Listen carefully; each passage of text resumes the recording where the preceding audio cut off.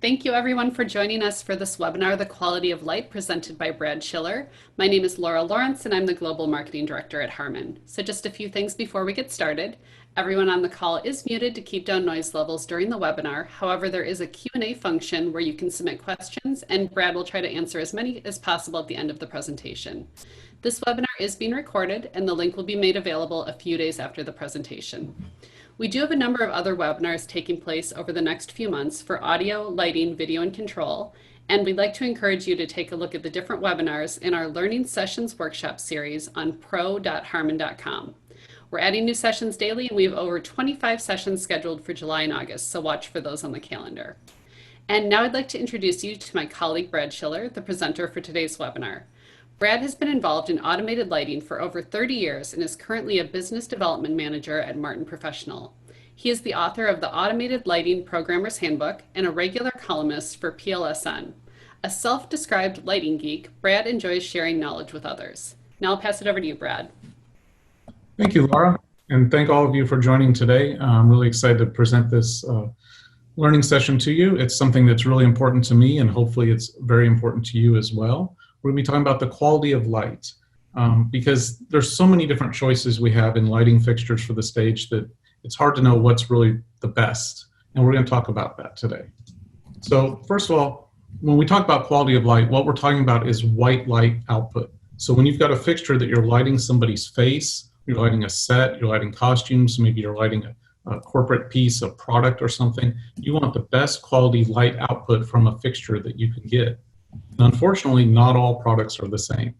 Some of them look wrong on camera, some of them look wrong to the eye. And so today we're going to be talking all about judging the quality of light when we're talking about white light on different subjects. And there's very specific things that you need to understand to know and metrics to look at to compare. And some of these you can find on spec sheets, and some of them are just things you have to test with the lights themselves. But here's the main points that I'm going to go through today. We're going to talk specifically about LEDs because our industry has already transitioned over to LEDs and most of the products out there are LED based. Now there are still some that you might use that are incandescent or arc source, but primarily we're going to be talking about LEDs today. We're also going to talk about color temperature, the output field, color spectrum, which is very, very important, and color rendering. And then at the end, I'm going to wrap it all up with some resources where you can dive in and learn more. Because I'm going to give you some basic knowledge and info about these different subjects, but if you really want to go in depth, I'm going to give you resources to find that information later on. So first of all, first thing before I really dive in is throughout the presentation, I'm going to be talking about the visible light spectrum. So it's important that you're familiar at least a little bit with the visible light spectrum. And what that is if you think of sunlight, sunlight has lots of many colors within it. You can see it in the rainbow. That's what we see. It breaks down into wavelengths of light, and the wavelengths have to do with how long or short the length of the wave is that produces the light. And when you combine them all together, we get the visible spectrum part. We get the what we call visible spectrum or white light. If you're deficient in some of those, then the white light is not as pure as it could be compared to the sun. So visible spectrum is really, really important. And there's some other resources about this that you can look at another time, and they're really cool. One of them is actually from Craig Rutherford from another Martin Learning series called Color Theory for Concert Lighting Design. And in this, he talks a little bit about how our eyes actually respond to light with our cones and rods and how you can see the visible spectrum. So that's really a cool thing, and you can find that on the Martin website. You can download that or click to view it. And Craig talks all great things about color and color theory. Also, there's a really exciting video that's available called Limits of Light. It's a documentary. It's about 1 hour long, and it's on Amazon Video, Amazon Prime Video, or on YouTube. You can find it as well. And this video will go through and explain to you really, really in-depth information about wavelengths of light and how the different pigments work and how light works. And it's really a wonderful documentary. So if you're interested in visible spectrum or just lighting in general, I highly recommend checking out both of these two resources. All right, so diving in a little bit more. First thing I want to do is I want to talk about light and how it's actually produced. And you're probably familiar with incandescent lamps or light bulbs, And the way that those work is there's a tungsten wire. It goes in between two electrodes, and you apply electricity, and that tungsten wire heats up, and it generates photons of light, and those that are emitted out, and that's how we see light. Also, there's arc light sources. Arc light sources make use of two arcs and a lot of different gases that are contained in a bubble of glass. And as those two electrons or as electrons pass through, an arc is created between those 2 points, and that arc creates through the gases this big electrical charge that produces photons of light, and then you get to see light output from those. And then lastly, there's LEDs. LEDs are little chips, generally are on circuit boards. And most people are not really familiar with how do LEDs produce photons of light. And it's pretty interesting, and it's very, very important because it has a lot to do with the quality of the light that is produced. With that incandescent bulb, pretty much the tungsten wire would put out a nice visible spectrum when you heated that up. With the arc source, what would happen is you would heat up the arc source, and depending on the chemicals within that lamp, it would produce different wavelengths of light. And they got pretty good at making those to have a nice spectrum to them. But with LEDs, it's very different. So first off, I'd like to explain to you in a very basic way how LEDs actually produce photons of light, because I think it's very fascinating. So here I've got a little drawing of the inside of an LED chip. Now what you see on the left side of your screen there, that's the Martin atomic LED strobe. I'm sorry, atomic dot, wrong name there.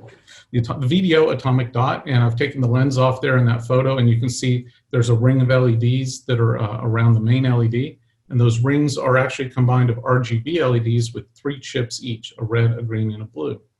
And what I'm showing you in the center of the screen here is actually how one of those little chips function.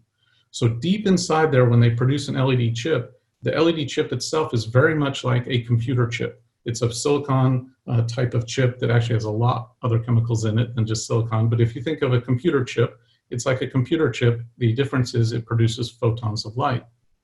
And the way they produce these chips is with a lot of different chemicals. They build what is called the sandwich. As you see on the screen here, the blue, the gray, and the yellow, it's kind of like a sandwich. So they sandwich together these 3 layers that they put together, and the layers are made up of different type of chemical compounds. There's all different chemicals from gallium to arsenic to nitrates. There's many different chemicals that could be mixed in there, and then the different layers have different chemicals. And then those are all sealed up together, and they're not liquid. It's a very complex system of how they produce these. And what it does is when you apply the electricity to the LED, the electrons will move from the bottom layer, what's called the N-type layer, through a junction in between the 2 layers and into the P-type layer. And as those electrons move, they fall into holes that are inside the P-type layer. And what happens when they fall in the hole is they kind of go wee and jump into that hole. And when they let out that wee sound, those electrons will actually produce a little photon of light. And that little photon of light will be emitted through the LED. So this is what happens. Again, depending on the mix of chemicals inside the wafer chip or the LED chip itself, those mix of chemicals will determine the wavelength of light that is produced from the LED chip. So it might be a red LED, a green LED, a blue LED, various other wavelengths of LED, maybe a UV LED. That's all determined, again, by the chemical compounds that go into the making of the LED chip itself. Now, one other interesting thing is these photons of light actually emit from all directions of that LED chip. They don't just come out the way we want, straight out the front. They go in all directions. And in fact, some of those photons stay within the layers. They stay within the chip itself and never actually come out. We all like to say that LEDs are super efficient, and they are compared to many other sources. However, they're nowhere near as efficient as they should be because a lot of that light is trapped even within the LED chip itself. And actually, that's what produces heat. But that light that's trapped in there, we're trying, or engineers are trying, to figure out how to get more light out of the chip itself. And the way they do this is they actually shape it. So even though I've shown it here with a rectangle, they will shape the chemicals deep inside there when they're building this sandwich in many different ways. And they'll use different things like sapphire, diamonds, and different, not diamonds, but sapphires that are shaped into a diamond type shape, and place them around and inside there and do many different things to shape the output to try to get the photons to bounce around and bounce out the direction they want. And that's how come LEDs are also becoming more and more efficient as time goes on, because very smart people are figuring out how to better shape the insides of these chips so that the photons of light come out the way we want. So that's basically how LEDs produce colored light. Again, it pretty much will produce a wavelength or range of wavelength of light. So in this case, it's a red chip, you get red light out of it. A green chip, you get green light out of it. You're not getting white. There is no actual white LED chip. And we'll talk about that in a moment.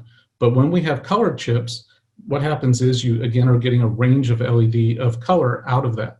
So here I'm talking about a red one you see. If I had a blue chip, you would get blue LEDs out or blue wavelengths out of that LED. But it's very hard for these LED manufacturers to be consistent. It's very tough to make 1,000 chips that all are producing 450 nanometers of blue. So what do? Well, when a company like Martin or other companies are purchasing LEDs from the LED factory, there's a process called binning. And binning is you order blue LEDs. So let's say we want to order 450 nanometers, which is in the blue wavelength. We could order that, and as you see on the screen, that would be in a little bucket or a bin of blue. And you pay for how exacting to that wavelength that you want. That's why it's called binning. Think about that they put all the blue LEDs in a big bin, and some of them are 450 nanometers, some of them are 400 nanometers, some are 460. It just ranges in what type of exact blue it is. And you've probably seen this if you make use of a stage light from an inexpensive source, that stage light that might try to be saving money on their LEDs to offer you a lower priced product. Maybe you get 6, 4, 8 of them put together and you put them all in their blue, and guess what? The blues don't match. That's because they paid for a wide bin. Kind of like what you see here. They paid for just that little cart there of blues, and then they get a whole range of blues in that circle. However, when you're buying LEDs, you can pay for a tight bin, and you can say, I want LEDs that are really close to what I'm looking for. I want 450 nanometers of blue, and they'll give you ones that are just within 450, 451, 449. You pay a lot of money for that, and thus your product might cost more. But as a designer or a rental company, when you turn on that light and you see it on stage and you turn on 20 of them, all those blues are going to match. So when you're selecting fixtures to use on your stage shows, it's very important that you think about, you might not know, but to understand that the manufacturer, what type of binning are they doing for their LEDs.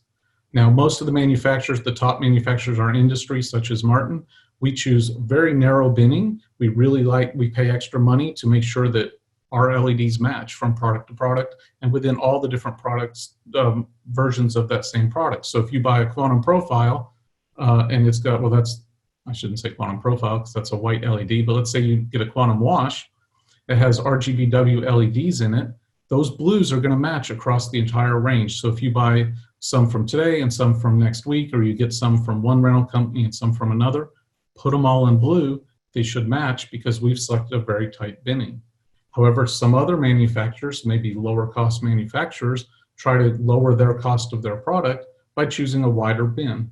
So again, it's very important to understand the price of your product might vary because of the way that they've chosen the binning and the results of that.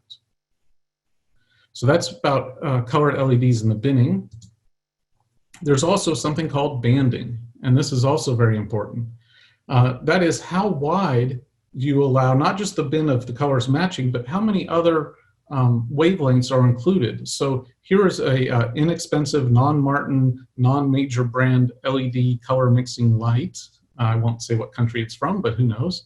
At any rate, and it's got narrow banding. And what that means is it's got red, green, and blue LEDs in it, but they've only paid for it to be very narrow. So the blue you can see is just around 450, maybe down a little ways above and below 450, and then the green and the red. So what's going to happen when you color mix? Well, you're going to miss a lot of the spectrum. Maybe you mix the blue and the green together to create a nice cyan color, but guess what? It's not really there. You don't have the spectrum in the chips themselves to output those colors. So your color mixing is going to be poor, your color rendering is going to be awful. It's not going to be a very nice light for color mixing. However, if you do high banding or wide banding of your LEDs, when you order them, when we order them at Martin or others, when we do that, order wideband. So we will order a 450 nanometer LED that's a blue, but we order it with a wide band in the direction going towards the visible spectrum. And as you can see there, that gives us a little more of the cyans and the greens. The green is a wide band that covers into the cyans and the ambers. And by doing that, we still have the tight binning to make sure that all the LEDs match from LED to LED, but with the wide banding, it improves the color mixing. So as you can see with these two charts here, it's pretty obvious what fixture is going to color mix better, the one with the wider banding. So again, it's very important that manufacturers think about this when purchasing LEDs, to purchase LEDs that have a wide band if you're color mixing. However, there are times when you want narrow banding. If you're purchasing a UV fixture that is something down in the 400 or even lower nanometers to be ultraviolet light, you don't want it to have lots of other wavelengths in it. You want it just to be that UV light. So there are times, or maybe if you're making a stoplight or if you're making a specific piece for a set that is built in and you want it to be that one red color, well, yeah, then maybe you need a narrow band LED. But for our industry, most of them, we want the wide band LEDs, which goes back to the mix of the colors or the chemicals inside that LED and what it's going to make. And so again, that costs a little more money, and sometimes your fixtures might cost more because they have wide banding, but wide banding is very important to the quality of your lighting fixture.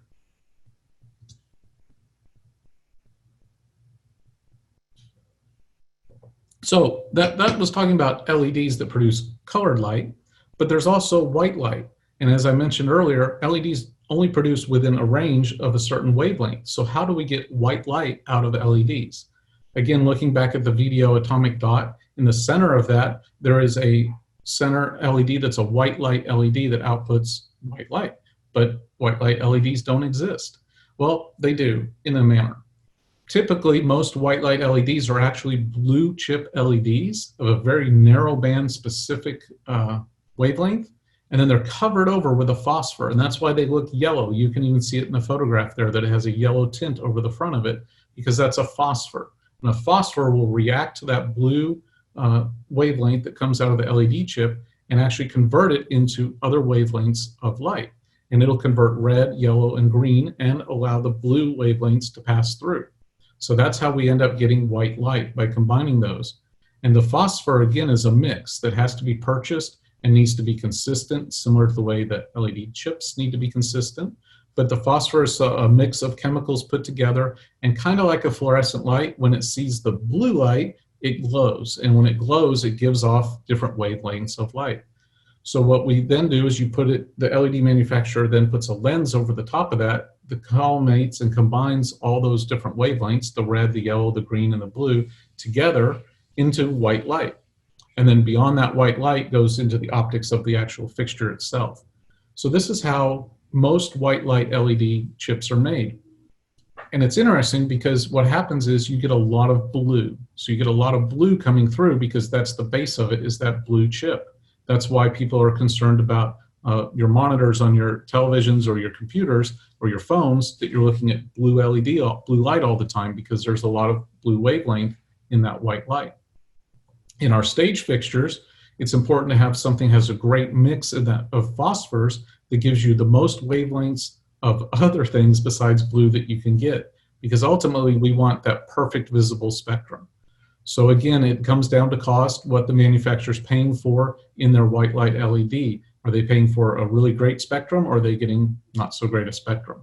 Now, you can't always find out that just by asking the manufacturer, what kind of phosphors do you use? I don't even know what those chemicals are in the phosphors, but you can find out using a light meter, which we'll talk about a little later, and using metrics like color rendering.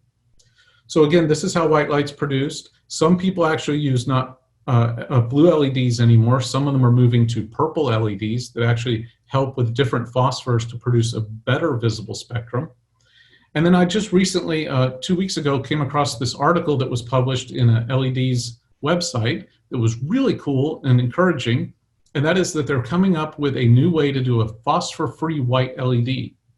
And this is exciting because this means that they've actually come up with a chemical mix to put into that sandwich of the LED to create white light. And that's unheard of, and it's amazing, and it's going to change our industry and lots of industries related to LEDs.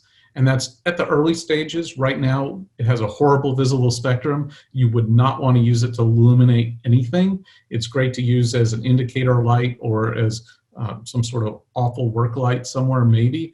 But as far as actually illuminating people or sets or anything, it's not there yet.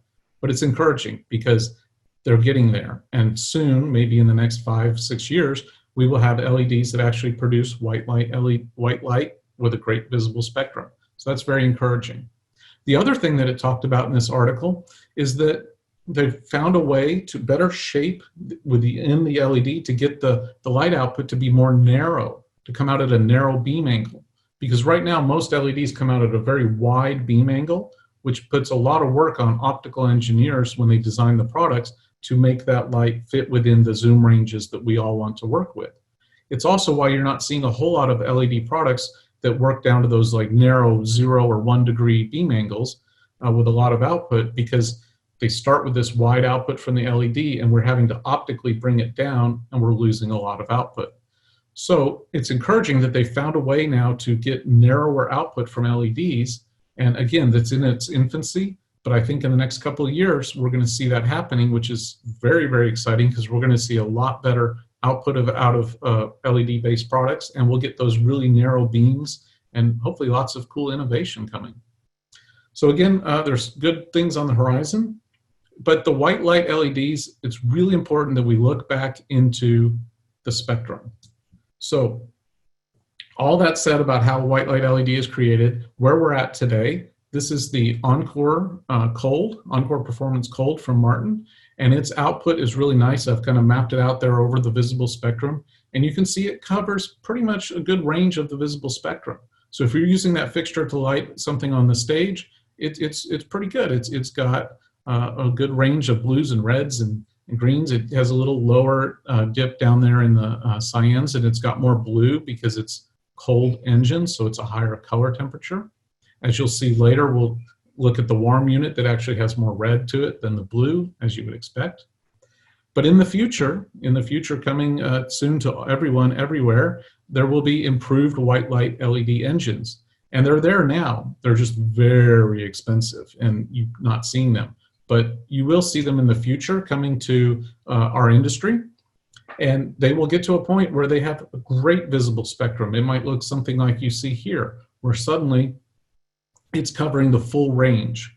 And that's going to be excellent, so that when you're lighting people, you're lighting set pieces, you're lighting costumes, it'll be like almost having sunlight. It'll have such a great visible spectrum.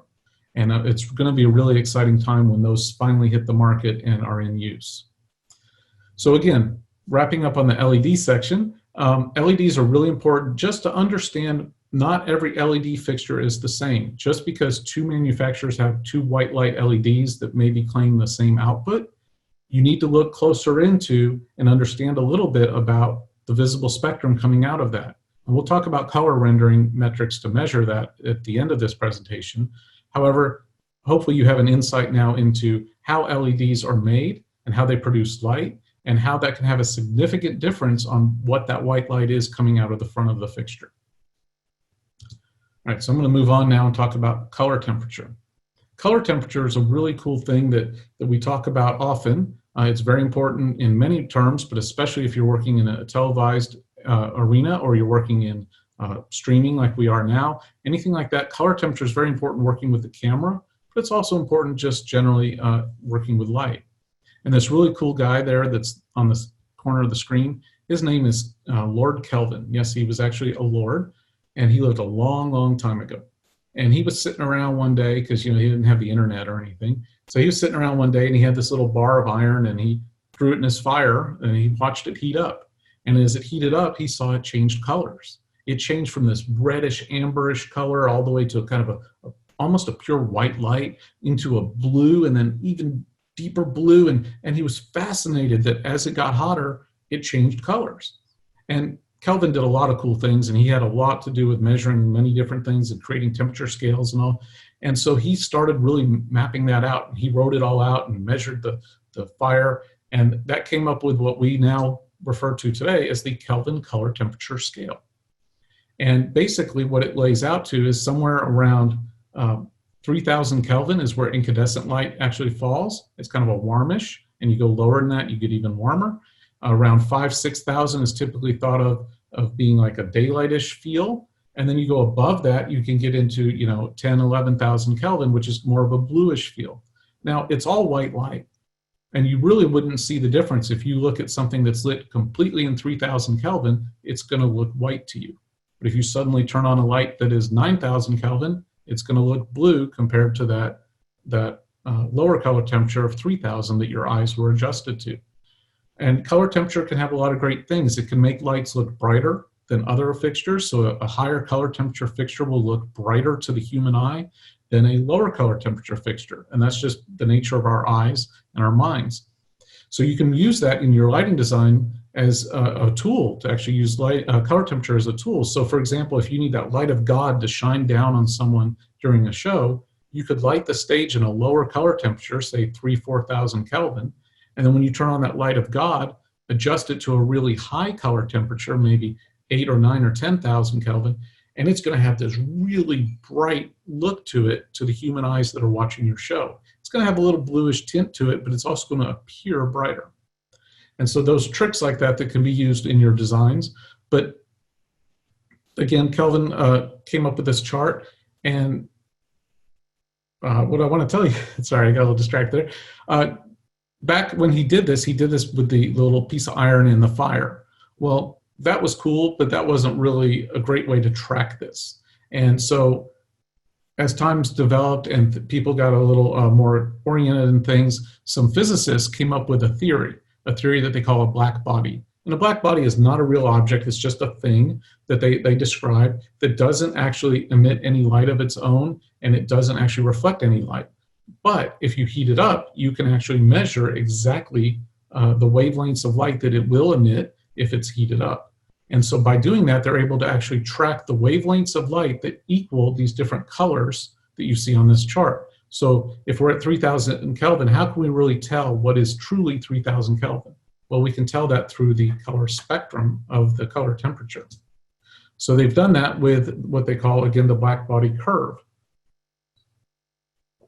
They took the relative information and they mapped it out onto a CIE chart. So that's what we call the black body curve. If you could see my cursor there, it's a curve that's mapped out on this chart that relates back to the visible spectrum, and we can actually look at what wavelengths of light make up 6,000 Kelvin.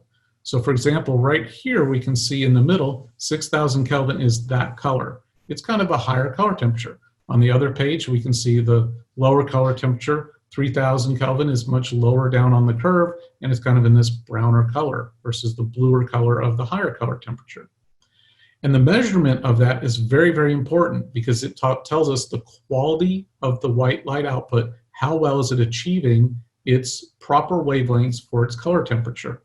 So for example, here we're looking at the MAC Encore Cold on the left side of your screen, and you see that the little plus sign is showing that its color temperature is at 6,000 K, and it's really close to the line.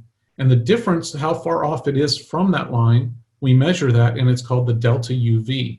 And you can see down in the corner here, it's listed the delta UV is 0.0003, which means it's really close to the line.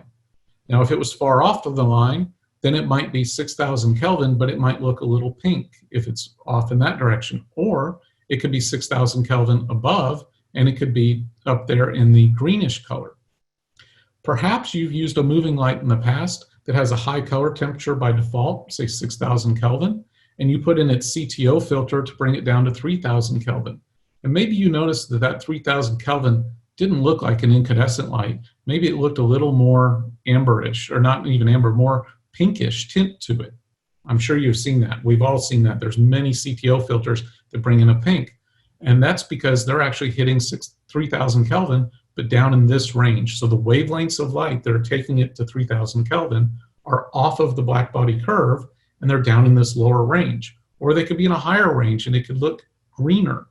So what you want to do when comparing a white light source, if they tell you that their fixture is 6,000 Kelvin or 3,000 Kelvin, you want to know what is the delta UV. How close is it to being on the perfect black body curve, the perfect wavelengths of light to make that perfect color temperature? And again, you do that by finding out the delta UV. If it's a positive number, that means it's above the curve. If it's a negative number, it's below the curve. And the closest to zero, the better. So if you find a white light fixture that claims it's 6,000 Kelvin, but its delta UV is 2.2, well, then it's going to look green. It's going to be way up here in the greens, and its white light is going to have a little greenish tint to it. Now, if you're only lighting the stage with all those lights, you might not notice that. But the minute you turn on another fixture that has a different color temperature or a better wavelength in its color temperature, better fits the black body curve, then guess what? You're going to suddenly see these lights as being green. If you're using television cameras or streaming cameras, or people are shooting it on their phones, it might have a little greenish tint to it because of that. So again, it's very important to understand how the color temperature, and most importantly, the black body curve and its metric, the delta UV, relate to your light source. And you can usually find that information and that data in the photometrics, but you can also find it through use of your light meter if you have a light meter that measures the color. The next thing that you need to look at when comparing fixtures for the quality is the beam distribution. And by this I mean does it have a flat, even field or not? And how is the light output actually distributed? Because a fixture could claim to have great output and be 30,000 lumens of output, but if that is not distributed correctly throughout the beam, it could really negatively affect your show. So for example, here there's 3 different beam distributions I'm showing on the screen. The center one is a perfectly flat, even output. Really nice, the light spread all the way across. You have the same amount of light in the center as you do on the outside. If you're projecting that to light a person or to light a piece of scenery, the light will be nice and even all the way across. There's no fall off. It's really beautiful, and that's where a lot of LED products are heading to today. However, there are some that don't fit that. There are, say on the left, there's one there that we don't see a whole lot anymore, but it has a dark spot in the center. And that dark spot could come, and used to come from when we had lamps, and the lamp would be in a reflector, and you would have to move the lamp in and out between that reflector to get it perfectly aligned. And if it wasn't aligned, you might have a dark spot in the middle. And obviously that's not good, because you pointed at someone and it's dark on their face and bright around them. That's no good. So you don't want something that's dark like that. Sometimes that can also happen through the use of zooming. You might zoom a fixture out to its widest or its narrowest, and you might see differences in the beam distribution. And maybe there's a point there that, because of the way the zoom works and the optical system, that it goes dark in the center or not as bright in the center as it was when it's perfectly flat, even field. So it's important to look at these things, because it's going to have a big impact on how you're illuminating your scenes and your people. And then finally, on the right side, you see that there's a hot spot. And the hot spot, you might notice in a lot of beam type fixtures, which is great. We want that when you're doing beamage in the air and beams flying around, because the eye is drawn to that tight, narrow beam in the center. That's great. But when you're lighting people and places and things, you don't want that, because again, all the light's going to be concentrated in the center, and it might be bright, but as soon as the person moves left or right, the light falls down on them and they don't look as nice. And so you want to try to avoid that. But I'm going to put a little note on there. There are some designers who prefer a little bit of a hot spot, because what they like to do is create a wash and do a lot of overlapping.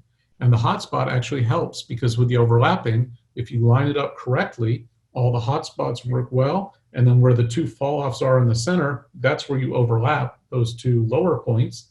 And if it's a nice ratio, it will even out all the way across. So you have 2 fixtures side by side, overlap their not as bright areas, and now you'll have a brightness all the way across. Doesn't always work out that way, and it depends on how bright that center spot is compared to the others. But again, these are all things you need to look at when comparing fixtures side by side and determine what's best for your use and your need. Typically, most people prefer the flat, even field for their beam distribution. You can find out this information, and this is a really great little test to kind of show you a reality of it. On the top of the screen here, I'm showing you the Mac Viper performance. And the Mac Viper has listed at 26,000 lumens, a beam angle of 44 degrees at its widest. And it actually measures out at 33 feet away, 76-foot candles. But we look below, I have the Mac Axiom Hybrid there. Its widest beam angle is 42, so it's pretty close. It's only 15,000 lumens, so almost half the amount of lumen output, but it's 197 foot candles, more than double that at 33 feet. You might think, wow, that's the choice I need to look really bright on my stage. Maybe, if you're doing beams and things. However, if you're illuminating a person, a face, or even putting in a gobo and doing a wash on a wall, you're going to see a really bright hot spot, as you can tell in that beam distribution for the axiom. You can see there that it's the center part gray. That's the brightest part compared to the Viper that's very even all the way across its field. So it makes a big difference to understand the purpose of what you're using your light for and what that beam distribution is. The axiom's not a bad light because of having this narrow hotspot. It's great. It's really wonderful for doing beams in the air and for doing some gobo projections here and there. But if you're really primarily trying to look for the quality to illuminate people and sets and things, well, then you probably really want something that has a better beam distribution that's more even all the way across, spreading out that 26,000 lumens all the way across. So that if somebody's moving around, they're evenly lit at 76 foot candles from the Viper versus being really bright in the center of the axiom and then falling off from there. So again, you can look at beam distributions like this to really get the idea.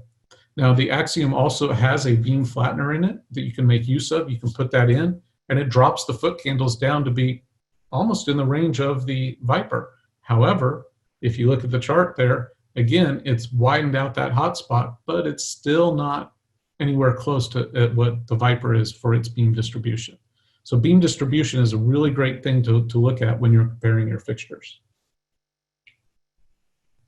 Excuse me. All right, so we're going to move on now and talk a little bit more about color spectrum. As I've said, this is a very important thing to look at when we're talking the quality of light, and particularly white light, because white light is made up of the spectrum it's made up of.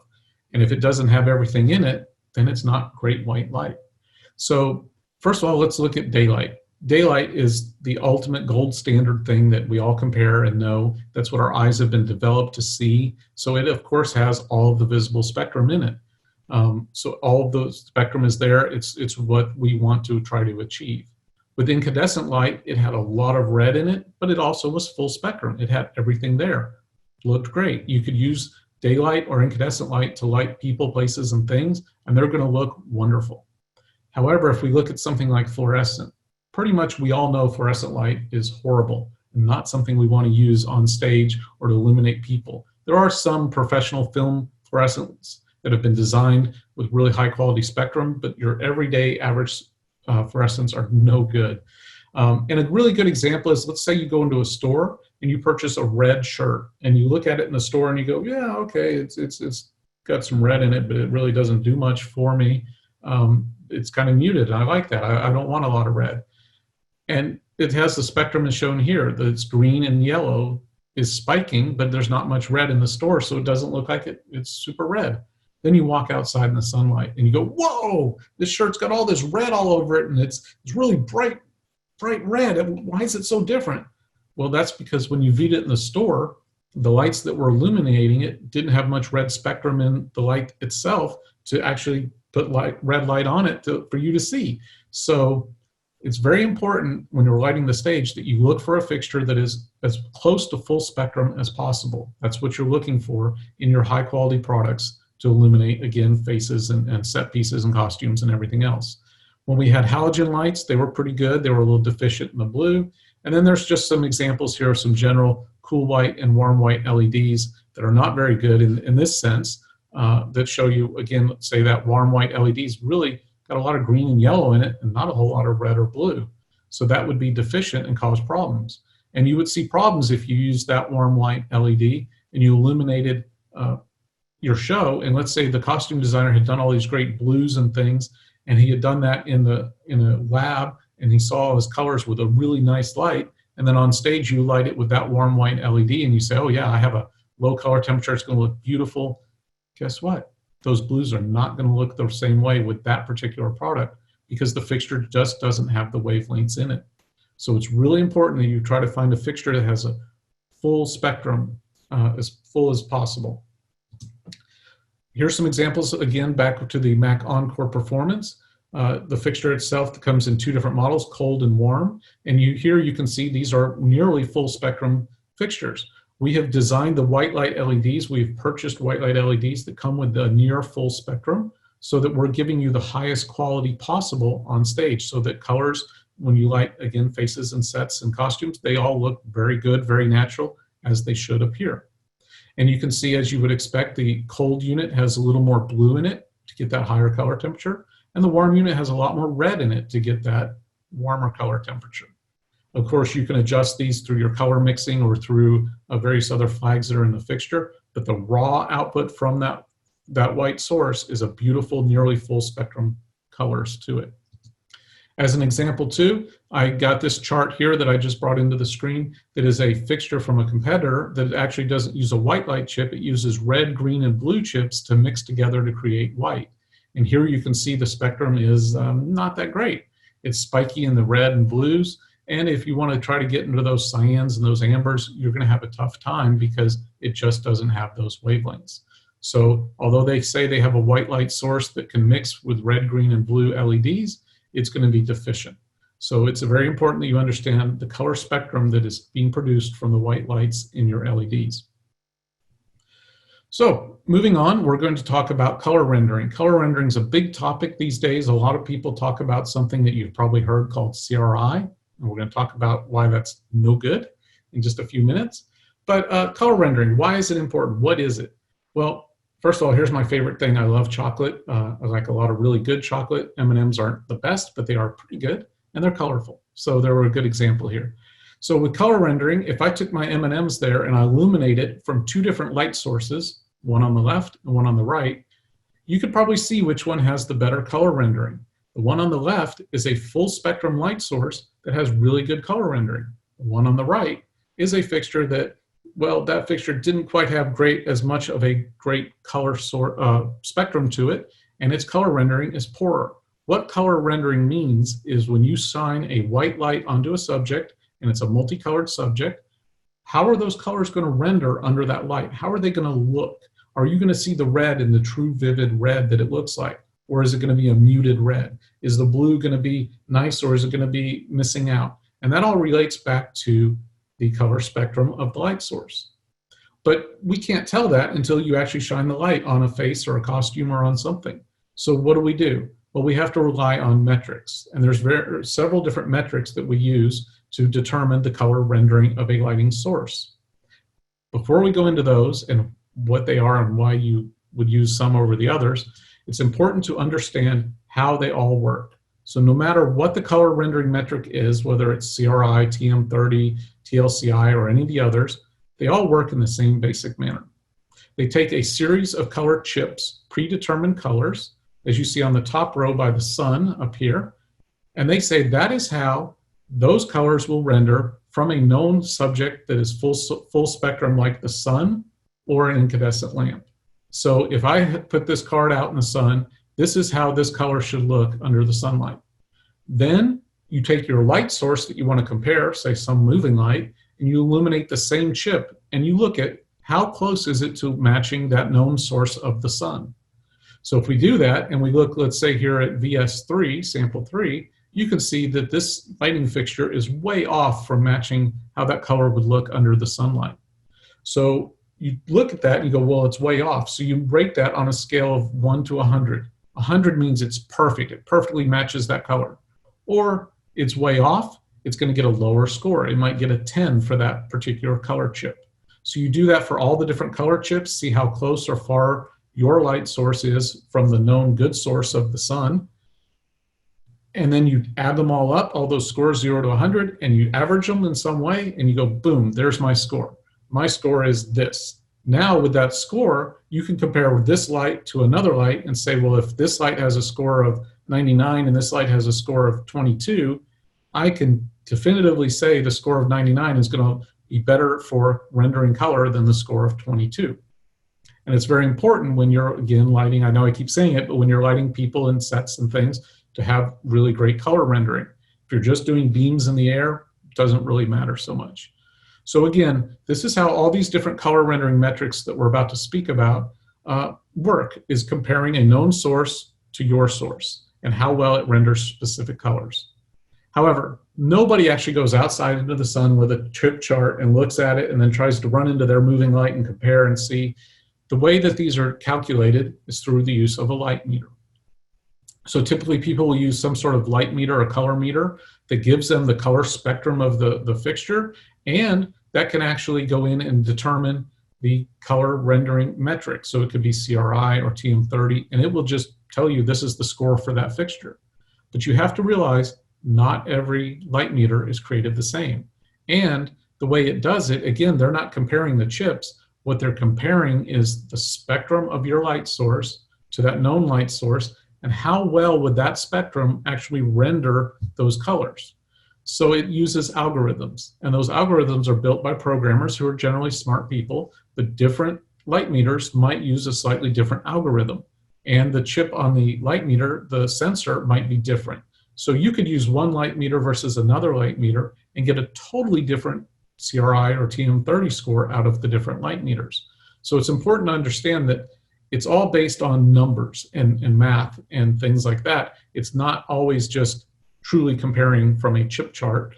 It's actually using the spectrum measured from a light meter and then algorithms to determine that. And that's very important to understand because it can be manipulated. And we'll talk about that in just a moment. But that's how all these color rendering metrics function and are calculated. So what are they? Let's look at them real quick. CRI. CRI has been talked about a lot in our industry. It's a horrible metric. Everybody's talking about it. Lots of manufacturers are telling you their fixture has a CRI number of this or that.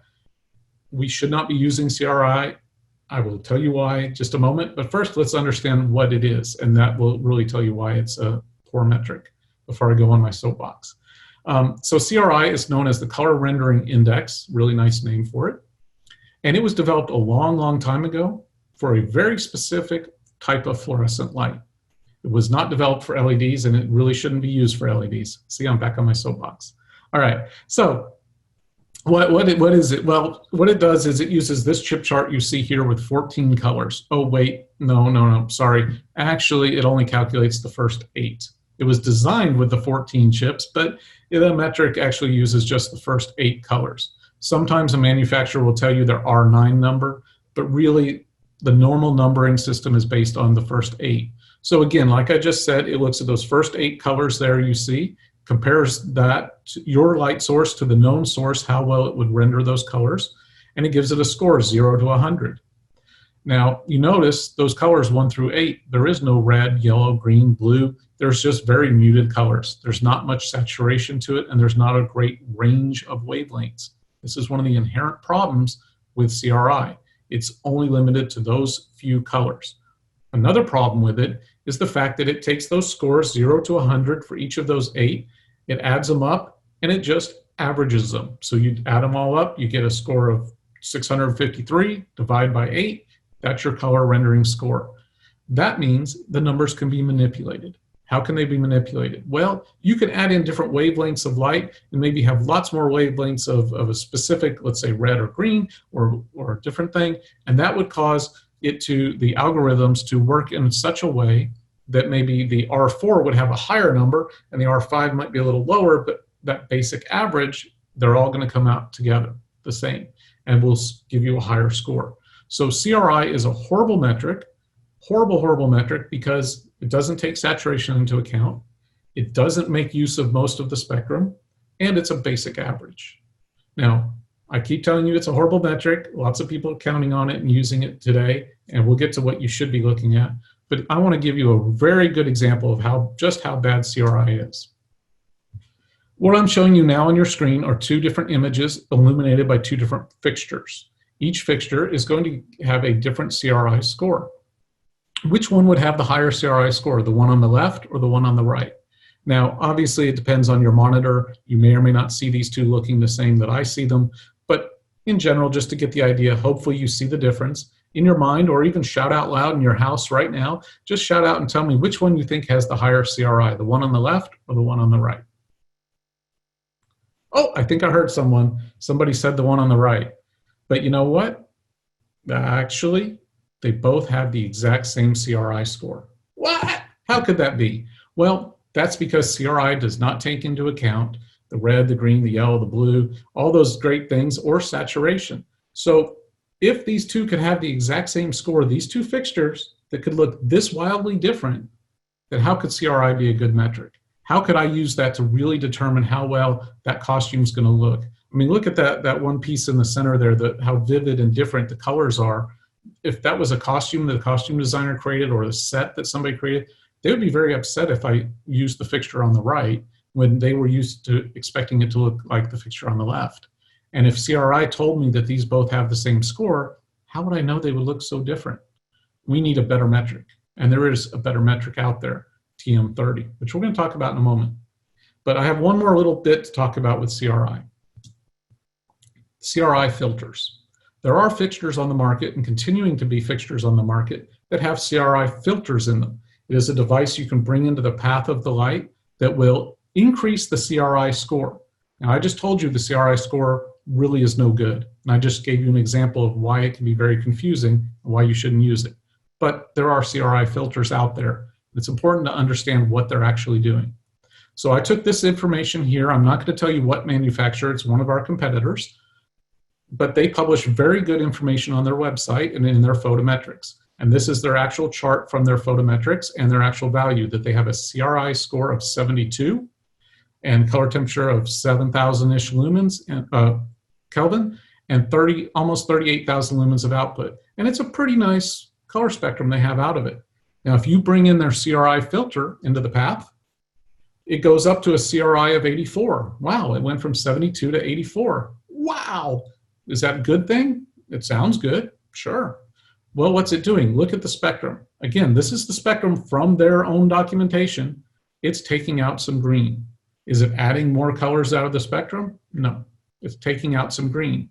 They are manipulating the numbers by manipulating the wavelengths to get a higher score on paper, but it's not actually adding more wavelengths of light. So is it actually improving the look of the output of the fixture? Some people say yes, some people say no. It really gets back down to looking at a better metric, like TM30. We're getting there. Hang on one second. One more thing I want to point out, it also loses a lot of light when you bring in that, because you take out that green, which green contributes a lot to the lumen output. So you see it loses about 8,000 lumens in that point. So you bring in the CRI filter to increase your CRI score, and now you've brought your fixture down to about 30,000 lumens. So you've lost some output. One more little aside, just for a moment, bear with me, outside of CRI just for a second. This manufacturer, again, I'm not going to name who they are, but they gave me a great example to show you that you need to be careful of everything you read, because you can go to their website and you see their marketing page, and then you click on photometrics, and the photometrics give you this information I have here. They tell you in the photometrics the fixture's brightest output is 38,000 lumens, or 37,733. Great. But the marketing web page that you use to click on the photometrics and their advertising literature actually says providing up to 45,000 lumens. But their very own photometrics says that this fixture is 38,000-ish lumens. So I don't know where those other lumens are coming from, but this is a very good example of why you can't believe everything you read, and you need to measure for yourself or with a third party and really understand photometrics, and look always at the photometrics from the manufacturer to get the true output or a truer output than the marketing literature. So again, the literature says 45,000 lumens, but their own publication of their photometrics says 38,000. I don't know, crazy. All right, sorry about that little aside there, but I thought that was important to point out. So TM30. TM30 is very important. This is the metric of use that has been ratified, that's been accepted in our industry. It's what everyone should be using. Some people talk about TM3018, which is just a newer version that had a few changes to it. TM30, at any rate, is the color rendering metric that should be used when comparing lighting fixtures for quality white light output. TM30 is based on 99 different colors. You see here it's a broad range of mostly pastelish type colors, but that's because those go together to really determine the full spectrum all the way across many different hues. And the way this works is, again, it compares those color charts to all those chips your fixture works with, illuminates each of those chips compared to the sun, gives each one a score of 0 to 100. And then instead of just taking them and doing a normal average, it does another type of special averaging that it uses to determine, to get rid of that. It's a different type of algorithm called the root square mean method, where it uses a square root methodology to do the averaging that helps eliminate some of the fudging around of numbers that's possible, such as with CRI with this normal averaging. So what's really great about TM30 is it uses 99 different color chips, and it actually gives you two different numbers. It gives you one that has to do with the fidelity, which means how well is it rendering all these colors, and another one that has to do with the gamut that tells you how well is it in saturating all these colors, over or under saturating. And then there's a standard report that should be given and provided with the TM30. This is an example. This TM30 report here is from the Mac Encore WARM. You see the fidelity index is 89.8 and the gamut's 98.3. Closer to the 100, the closer it is to being like the sun, being perfect, or in this case, an incandescent lamp because it's a WARM. And then the gamut tells you if it's closer to 100, how well it's saturating. If it's lower than 100, it's undersaturating compared to that known source. If it's higher than 100, it's oversaturating. And then it gives you a couple other things. It gives you what's called a hue bin, where it puts it down into some basic colors of the spectrum that makes it quick and easy to look at where all those different color chips are averaging in.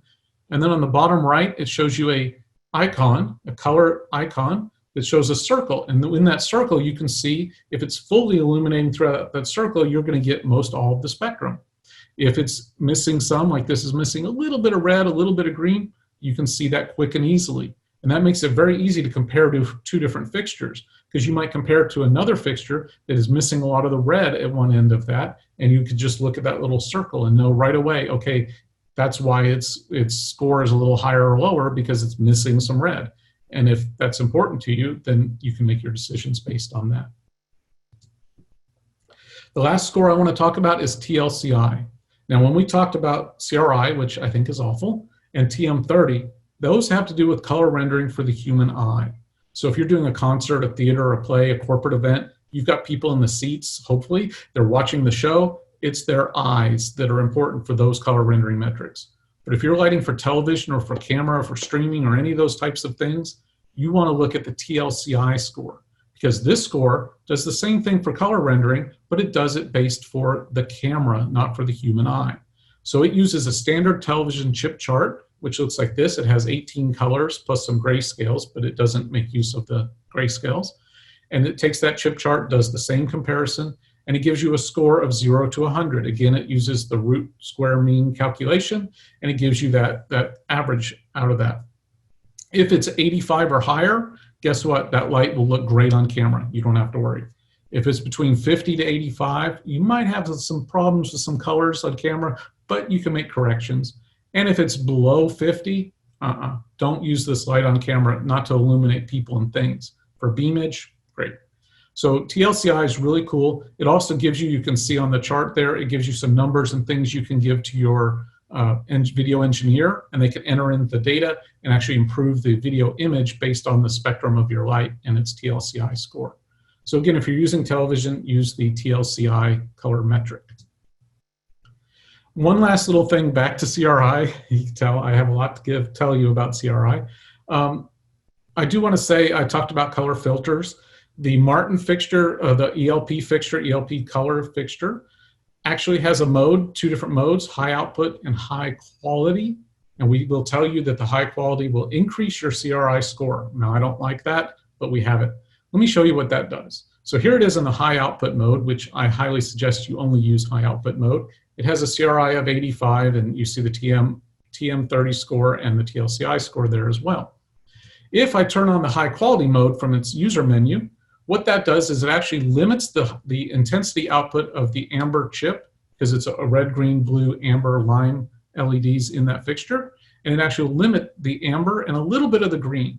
Now, what that does for you is then we can claim that this fixture has a CRI score that increased to 90 from 85. Yay! Who cares, right? But look what's interesting. The TM30 score stayed nearly the same, and the TLCI score stayed nearly the same. That's because overall the spectrum stayed the same. This just reduced intensity and reduced the output. So it's very important to understand CRI is a horrible metric. Please don't refer to it. Please refer more often to TM30. All right, almost there. So color rendering, one more point I want to make, don't get so caught up on the numbers. If you have fixtures that have a score that are high 90s, they'll probably be very good for illuminating people's faces, set pieces, costumes, all that. If you've got a big range, you're comparing two different fixtures and one has a 90 score and one has a 91 score, or one has 89 and one has 92, they're probably all just fine. Nobody's going to know the difference. Unless you're lighting something super, super important for somebody who really is good at knowing the color or dove deep into those colors. For example, if you're lighting the new Corvette and the guy who developed and mixed the paint is going to be there to look at it at the auto show, yeah, he might see the difference between a score of 90 and 94, as you can't probably see in this drawing here. But everybody else who's there to view that Corvette, they're not going to see the difference. Now, if you looked at Corvette with a fixture that had a score of 50, yeah, they would see the difference. It would not look the right way. So don't get so caught up, no matter what color rendering metric you're using, on, oh, this light's got a 92 and that one only has a 90. I got to pick the 92. No. Understand, small differences don't make a big difference for the majority of productions out there. Big differences, yes. Small differences, no. All right, so where do you find all this information? Well, hopefully your manufacturers that you're comparing your lighting fixtures provide you that in their photometrics. I'm showing you here the photometrics from the Mac Encore, and we provide everything. We provide the color spectrum, we provide all the metrics, even CRI, which we don't like, but we know people want to compare it. Hopefully now you understand more about why it's not so great. We give you the full black body curve, the color, the TM30 scores, lots and lots of information are all there in our publications. Hopefully, if you're comparing our product to another product, that manufacturer will provide that. Not all of them do. Some of them just give you the number. Ask them to provide the data. Ask them to give you the color spectrum. If they won't, get a light meter. Meter it for yourself. See what that is. Determine it on your own. But the best is to find it through the photometrics. So when you're out there, choose wisely. You've got lots of different fixture choices out there, and they're not all the same. Just because two fixtures say that they have the same brightness and they have the same white light LED coming out of them and they're great, you really have to look at all these points I've talked about today. You need to look at the LEDs and understand that they're not all the same. A white light LED is not the same as another. One company's white light LED might not have the same spectrum or might not be built the same way as another one's. So you need to understand the LEDs in there. How well is it going to color mix? The color temperature of the fixture, is it on the black body curve or is it way off? The output field, is it flat and even or is it really hot spotty, and is that where they're getting most of their output? Again, the color spectrum is really important, and color rendering, understanding what the color rendering metrics are and how and when to use them. Again, when you're choosing, the best choice is to put the two fixtures side by side and look at them yourself and measure them. But if you can't do that, look at all the paperwork you can find and do that. One last note, the output. As I showed you, not all the outputs are the same just because one manufacturer claims to have more output than another. Lumen measurements are widely different, and you can't always tell from that either. So take the time, test, and really determine what is best with your fixtures. So I promised you where you can learn more. As I put together this presentation, I did a lot of research, various places, but particularly my friend Mike Wood. He's a very well-known person in our industry. If you go to his website, mikewoodconsulting.com, he has a whole big list of articles there. And on those articles, you'll find everything I spoke about today, how LEDs work, color rendering, why CRI is awful, many of these different topics I talked about today, beam distribution, all of that. He has very, very in-depth articles with lots of geeky information. I highly suggest you go there and check that out if you want to learn more.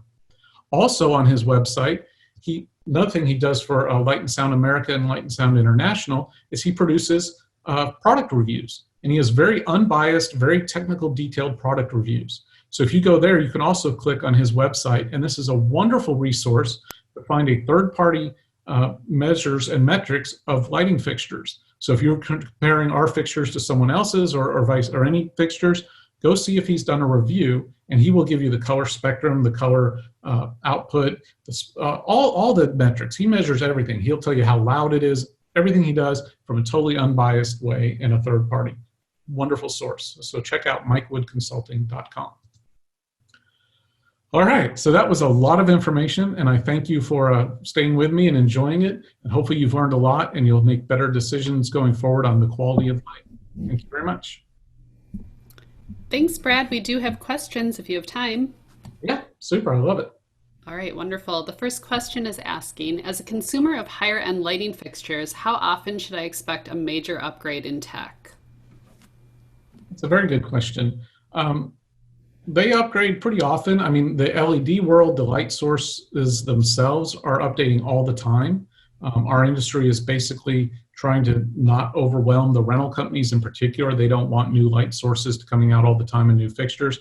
But typically fixtures are designed to last, they used to be designed to last 8 to 10 years. Now it's more 5 to 8 years is the lifespan of a typical lighting fixture right now. So I would say probably around that, around 5 to 8 years. But technologies is always changing, and we're all striving to get better spectrum and better output and everything from all the products. Okay, next question. Why do all Martin products have a very dark red when outputting? I have this issue when wanting to use a deep saturated red with Martin fixtures. Well, red is a tough color to create, and again, it goes back to the basic light source behind that fixture. So behind that filter. So when you're color mixing to red, it depends how much red is in the source to begin with. And then it also depends how you're mixing. If you're mixing with an LED, what type of wavelengths are from that LED, or if you're mixing with a color filter, such as a dichroic color filter, is how is that filter, what wavelengths is it allowing to pass through? Why you're finding Martin lights have a dimmer red than other products, it could be because of the choices of the light source, or again, the mix of the color flags themselves. When you color mixing with dichroic filters, cyan, magenta, yellow, there's a lot of choices that have to be made, particularly in the magenta and yellow, of how saturated those will be, and that will have a big impact when you then go to mix red and how much light is allowed to pass through. So I can't tell you the exact physics of why you're seeing that, but it has to do with a lot of different qualities. All right, next question is asking if you can recommend a resource for reviews of how well various LED sources work with different video cameras. That's a tough one. There might be something out there, but I'm not familiar with that. Maybe some site that measures different cameras, but then I don't know if they would be measuring the LED sources. I think probably that's a test you'd have to do on your own. You would have to take a camera and take different fixtures and see them and then create that. I'm not sure that actually exists. Okay, next question. So obviously TM30 is the preferred metric, but have you seen this metric manipulated and abused as well? What should we be aware of or look for when using this over CRI? Yeah, TM30 can be manipulated a little bit. It's a lot harder, a lot more difficult to manipulate the numbers because of the way there's more numbers and because of the way the averaging is done, but it can. And there's actually one manufacturer, it might even be two now I've seen, that claim to have a TM30 filter. And there's one manufacturer that claims their TM30 filter will increase their CRI score, which is really confusing because they've confused two different metrics there. So it doesn't really make sense to me. But at any rate, yeah, it can be manipulated, but they're working with the TM30 and they make improvements over time so that it's more difficult. But yes, you can always figure out what the algorithms are in the light meters and figure out ways to manipulate wavelengths to adjust the score, but it's harder with TM30. Okay, and then we had a few more questions here. What about the spectrum for non-LED sources? What is it like for lasers, plasma, and such? Yeah, that's a good question. There's other light sources that we see come to market from time to time, lasers and plasma, like you said. And a lot of these are very narrow band right now. Lasers are very narrow band and they don't color mix well. You'll see that in fixtures that are making use of that, or they use a laser phosphor source is another thing, which is similar to the way the white light LED produces from a blue LED to have a phosphor illuminate. They use a laser with blue light to create the phosphor, to illuminate the phosphor. But the wavelengths are just not there yet. It depends again on the source, and you really need to go back and measure it to determine what that is. Okay, next question. How often does a show actually need high quality color rendering from a stage lighting fixture? Uh, it depends, but the majority of shows out there, the high quality color rendering, it probably doesn't make a big difference. If you're in the high 80s and above, it's probably going to be okay for the majority of your shows. You again need to look at and think of the audience. Who is the audience? If you're doing a corporate event and it's for Fashion Week, let's say, and they're showing off all the fashion, yeah, it might be more important to get those colors exactly right and try to get the higher color rendering that you can get. Not necessarily the highest, but get a high color rendering. Maybe pick something that's a little bit higher than 80. Maybe get something that's in the high 90s or somewhere. But for the majority of shows out there, for a lot of things going on, it probably isn't going to make a big difference. Okay, next question. How do we choose if we could just read the spec sheet, which part should be the most important? The whole thing. The entire spec sheet is important. But if you're looking at if you're speaking of photometrics, personally, I would refer back to the spectrum at this point, especially with LEDs. I would look at the spectrum because that's going to tell me what wavelengths are coming out of that light in white. Now, if it's a color mixing LED light, they'll typically give you a spectrum of their white light that's mixed from the colors. All right, we have another question. If CRI is such a lousy measurement, why is it used on most spec sheets? I would wonder that myself quite often. CRI has been around for a long time, like I said, and it's actually used in a lot of home products. If you go into your local Home Depot or Lowe's or somewhere, you'll find that they sometimes list on different bulbs, they'll list CRI there as well. It's just been around for a long time and people made use of it. And I'm not sure where and when it got started in our industry as a metric people were referring to. But TM30 is what took over and it is actually the better metric. As I said, hopefully we're going to continue to see CRI fall away and people more focus on TM30. And you're starting to see that if you look at the different manufacturers, everybody's giving their TM30 scores now where they weren't before. So slowly we're getting there, but it still is around.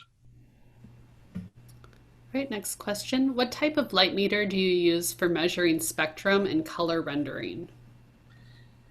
Yeah, so out there's lots of different light meters. Not all of them will have color meter abilities to them. Some of them will just measure intensities and brightness. But you want to look for something that is capable of giving you all the different metrics, not just CRI. There's some really nice Sekonic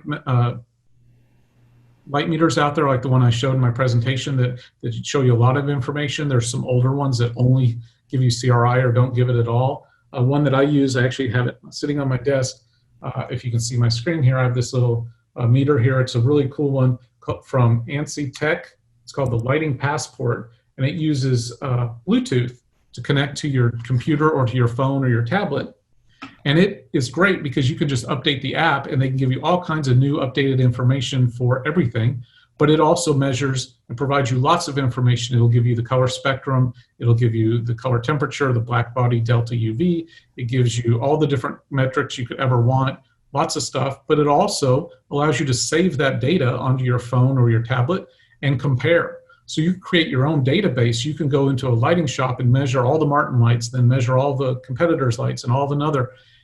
And then you have that in your own database that you can refer back to so that when you find another light on its own, you can compare to things you've already measured.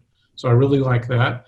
There's also another one called Lumu, which is a little round thing that you can attach. It only works with iOS devices, but it'll plug into those, and it's a nice little button thing, and it does really well. The current issue of PLSN has a review of that product. But those three are the main ones. There's some others out there, but I really like the Lighting Passport. But I will warn you, it's very expensive. Okay, it looks like that was the last question to come in. If you do have additional questions, Brad's contact information is up on the screen right now, and he would be happy to respond to you directly through that. I did want to mention that Brad does have 2 additional sessions that are coming up in August.